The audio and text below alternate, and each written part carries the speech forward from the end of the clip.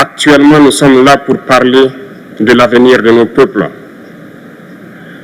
de ce qui va advenir demain, de ce monde libre auquel nous aspirons, de ce monde sans ingérence dans nos affaires internes. Nous avons les mêmes perspectives et je souhaite que ce sommet soit l'occasion donc de pouvoir tisser de très bonnes relations en vue d'un meilleur avenir de nos peuples. Les questions que mes générations se posent sont les suivantes, si je peux me résumer, c'est de ne pas comprendre comment l'Afrique, avec tant de richesses sur notre sol, avec une nature généreuse, de l'eau, du soleil en abondance, l'Afrique est aujourd'hui le continent le plus pauvre. L'Afrique est un continent affamé. Et comment se fait-il que les chefs d'État traversent donc le monde à mendier? Voici des questions que nous nous posons et que nous n'avons pas de réponse jusque-là. Nous avons l'occasion de tisser de nouvelles relations. Et j'espère que ces relations puissent être les meilleures pour donner un meilleur avenir à nos peuples.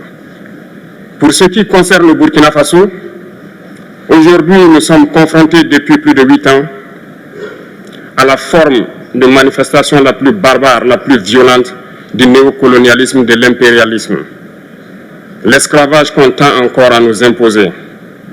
Nos dévanciers nous ont bien appris une chose. L'esclave qui n'est pas capable d'assumer sa révolte ne mérite pas que l'on s'apitoie sur son sort.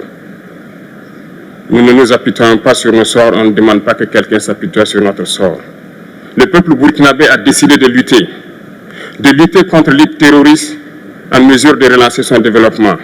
Dans cette lutte, des vaillants peuples, des vaillantes populations se sont engagées à prendre les armes face au terrorisme. Ceux que nous avons affectueusement appelés les VDP, des volontaires. Nous sommes surpris de voir les impérialistes traiter ces VDP de milices et de tout type. C'est décevant. Parce qu'en Europe, lorsque des peuples prennent les armes pour défendre leur patrie, on les traite de patriotes. Nos grands-pères ont été déportés pour sauver l'Europe. Ce n'était pas avec leur consentement, contre leur gré. Et bien au retour, on se rappelle bien qu'à Tiaroy, lorsqu'ils ont voulu revendiquer leurs droits élémentaires, ils ont été massacrés. Cela ne fait rien donc. Lorsque nous, peuple, nous décidons de nous défendre, on nous traite de milices. Mais là n'est pas le problème.